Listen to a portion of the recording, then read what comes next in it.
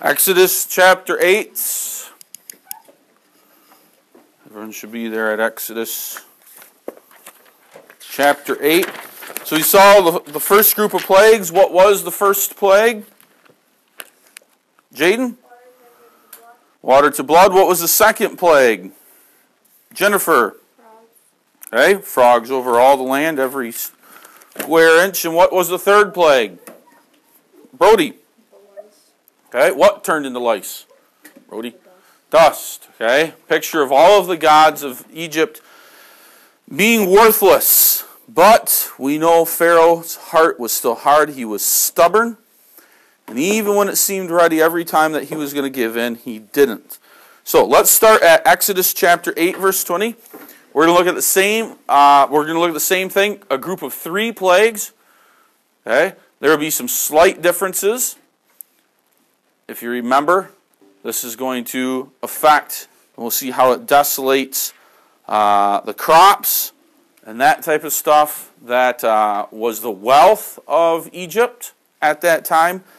And also, we'll see some patterns that repeat from the first 3 plagues. So, chapter 8, verse 20.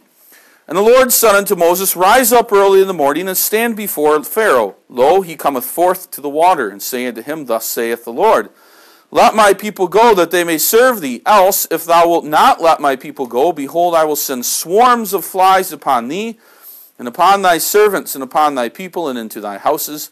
And the houses of the Egyptians shall be full of swarms of flies, and also the ground whereon they are.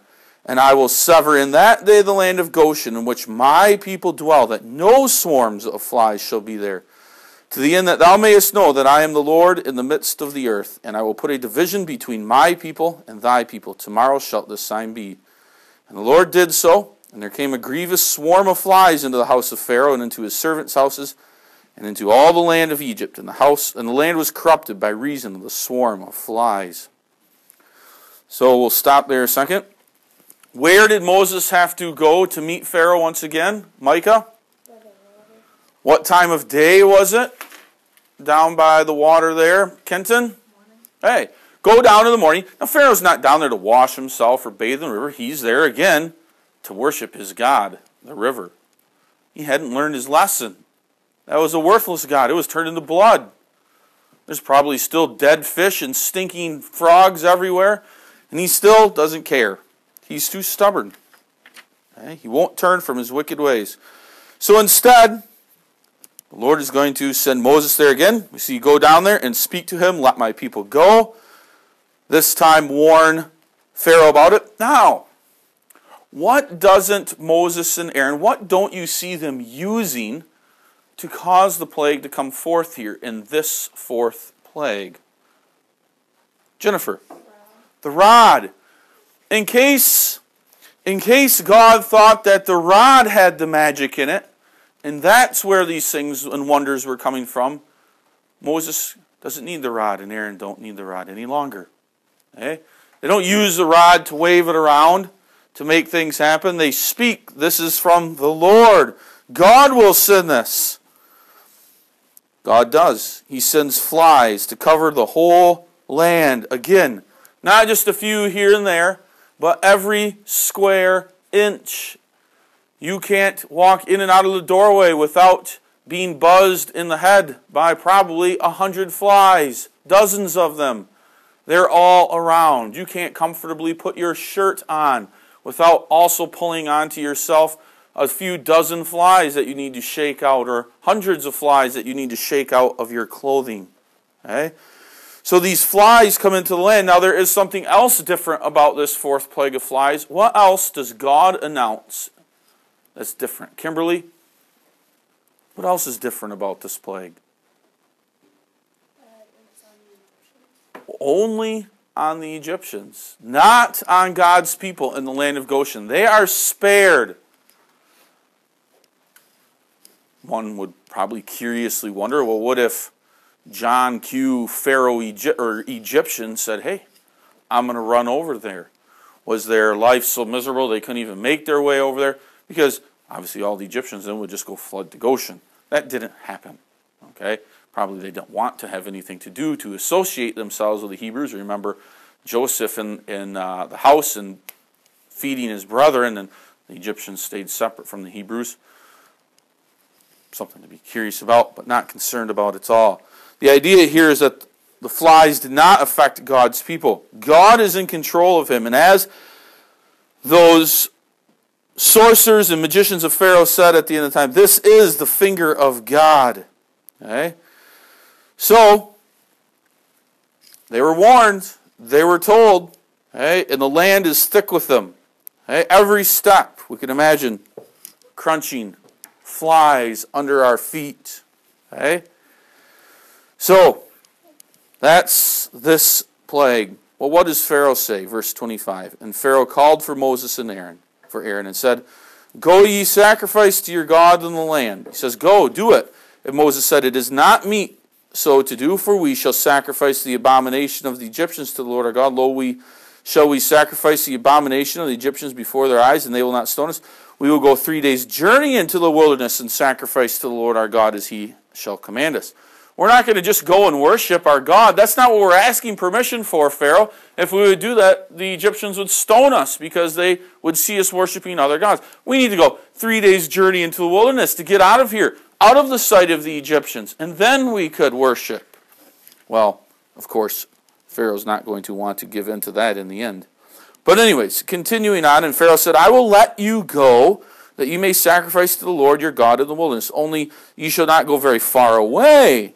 Entreat for me. And behold, and Moses said, behold, I go out from thee, and I will entreat the Lord that the swarms of flies may depart from Pharaoh, from his servants, and from his people tomorrow. Not right now, but tomorrow. And notice he says, it's the Lord. But let not Pharaoh deal deceitfully. In other words, don't be trickery, don't change anymore in not letting the people go to sacrifice to the Lord. And Moses went out from Pharaoh and entreated the Lord. So Moses praised to God to stop the plague. And the Lord did again, according to the word of the Lord, and he removed the swarms of flies from Pharaoh and from his servants and from his people. There remained not one. Pharaoh hardened his heart at this time, so he did deal deceitfully. Neither would he let the people go. Well, now he's got to go back to him again for the fifth plague. Pharaoh hasn't repented. Chapter 9, verse 1. Then the Lord said unto Moses, go in unto Pharaoh and tell him, thus saith the Lord God of the Hebrews, let my people go that they may serve thee. For if thou refuse to let them go, and thou wilt hold them still, behold, the hand of the Lord is upon thy cattle, which is in the field, upon the horses, upon the asses, upon the camels, upon the oxen, and upon the sheep. There shall be a very grievous murrain. That's another word for a disease or sickness among the animals. And the Lord shall sever between the cattle of Israel and the cattle of Egypt, and there shall nothing die of all that is the children's of Israel. And the Lord appointed a set time, saying, tomorrow the Lord shall do this thing in the land. And the Lord did that thing on the morrow. And all the cattle of Egypt, notice that, all the cattle of Egypt died, all. But of the cattle of the children of Israel, died not one. And Pharaoh sent, and behold, there was not one of the cattle of the Israelites dead. So Pharaoh sends spies, men to look into Goshen. Are their cattle dead? Oh, their herds are just as big as before. They're all out there peacefully grazing. The report comes back to Pharaoh, I'm sure. The heart of Pharaoh was hardened. He did not let the people go. So again, we have this next plague, the plague of murrain on the cattle. The wealth, as we said, necessarily in that time and day, money wasn't what made somebody rich. Okay? It was the wealth of cattle that made one rich. And so that's exactly what needs to be affected here. Let's take away the riches of Egypt that way. Take away their cattle, and then they have nothing. Okay? And so all of the cattle of Egypt die. God is affecting the riches. Okay? This would include probably their horses and their sheep, their oxen, okay, asses, camels. Those are the cattle of the land. Okay? Comes from God. No stick, no rod is used here. And again, no animal in the land of Goshen dies. Okay? It says right there at the end, then where it didn't matter to Pharaoh. He hardened his heart, and he would not let the people go. Well, now we're up to the third plague. What was special about the third plague in this group of, it's the sixth plague. but it's the third plague in today's lesson. What was special about the third plague yesterday in the first group? Amber. Wasn't announced. So let's see if that pattern holds true here. Verse 8. And the Lord said unto Moses and unto Aaron, take to you handfuls of ashes of the furnace, and let Moses sprinkle it toward heaven in the sight of Pharaoh. Okay? So, in the sight of Pharaoh, a cloud of ashes goes up. No warning is given. And when those ashes begin to come down and settle, what is it a picture of? Well, it's a picture, obviously, of some things, and we'll get to that here. But what did they become? Verse 9, and it shall become small dust in the land of Egypt, and shall be a boil, breaking forth with blains upon man and upon beasts throughout all the land of Egypt. And they took ashes of the furnace and stood before Pharaoh, and Moses sprinkled it up toward heaven. And it became a boil breaking forth with blains upon man and upon beast. And the magicians could not stand before Moses because of the boils. For the boil was upon the magicians and upon all the Egyptians. And the Lord hardened the heart of Pharaoh, and he hearkened not unto them, as the Lord had spoken unto Moses. So here's the third plague. The dust of those furnaces. Remember, these are the furnaces that the Israelites had to work so hard making their bricks. This furnace is a picture and a sign of that bondage, of that hatred of the work that the Israelites are begging God for deliverance from. And so it's to those furnaces that Moses goes to take the ashes. Okay? Those ashes are thrown heavenward. Okay? And they come down. And what happens? The people of all of Egypt have to suffer. Suffer the plague of boils. I doubt any of us have ever had a boil in here. Hopefully you never do. They are unbelievably painful. They're large. We think of a blister. A blister is nothing compared to a boil. Large. And when that boil pops, just like when a blister pops, oh, the pain. And these weren't just, well, everybody got one boil or maybe two. These were boils all over their bodies. Therefore, making it painful to sit down, making it painful to lie in bed, making it painful to walk around, the boils on the bottoms of one's feet. It was a life of misery. And again, the boils did not affect the people of Israel. The people in the land of Goshen did not suffer from this.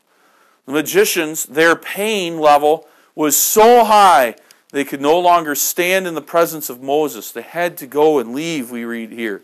Okay? It was so painful and so ugly to look at. Okay? Boils disfigure a person. These were a torturous disease. Okay? And again, no rod was used. It was the ashes. Okay? Those ashes, again, as we said, were the cries of Israel. When he threw them up to heaven, it was a picture of the cries of the people to be delivered being thrown up to heaven. Okay? To God, to deliver them out of the land. And it's also, here is what was the pain and suffering of the Israelites. Now this pain and suffering is upon the Egyptians. Okay? Those ashes that you made, the Israelites have to create, and that created them pain and suffering. Out of that pain and suffering, there will be pain and suffering for the Egyptians. Okay? And so, Pharaoh again here, foolishly at the end of verse 12, he hardened his heart. He would not listen. Okay? Foolishness on his part. And in fact, we'll see that next time and what the magicians even say to Pharaoh about being foolish. Why don't you just let them go? Be done with this all. But it's part of God's plan here otherwise. Okay? Looking at your sheets here, plagues 4, 5, and 6, what were some differences? Well, we said the rod wasn't used. Okay? It didn't affect the people of God in the land of Goshen. Was another way. Okay? Now I asked maybe a little bit more difficult question there. Does God still do this today with natural phenomena?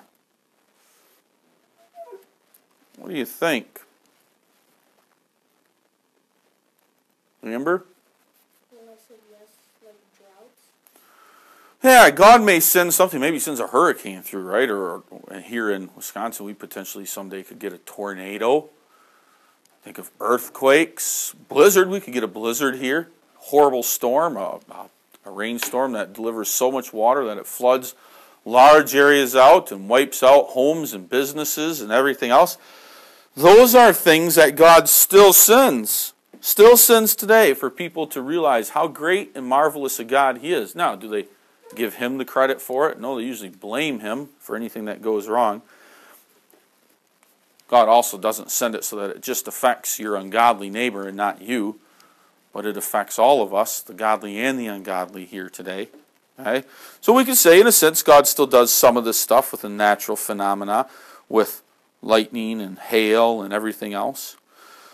All right, where we asked that, I think we covered that, down by the river. Okay? Pharaoh still thought his God was powerful. Talked about the flies, and we talked about there the last question. The sixth plague was similar, and that Moses did not go to Pharaoh and say, let my people go, or else this will happen. God just said, make it happen. Throw the ashes up into the air, and instantly, when they began to fall, the people had boils. It wasn't something that was warned or any of that, but it was sudden, and it was under control of the Lord. So that's the next three. So plague number 4 is flies throughout all the land. Okay. Plague number 5 is disease or sickness or murrain, as the Bible calls it, upon the cattle. And then number 6 is obviously boils on the people. Painful, horrible boils. So we'll see next time the next group of 3 plagues. Again, some patterns continue, but some new things are introduced until we finally get to that awful last plague.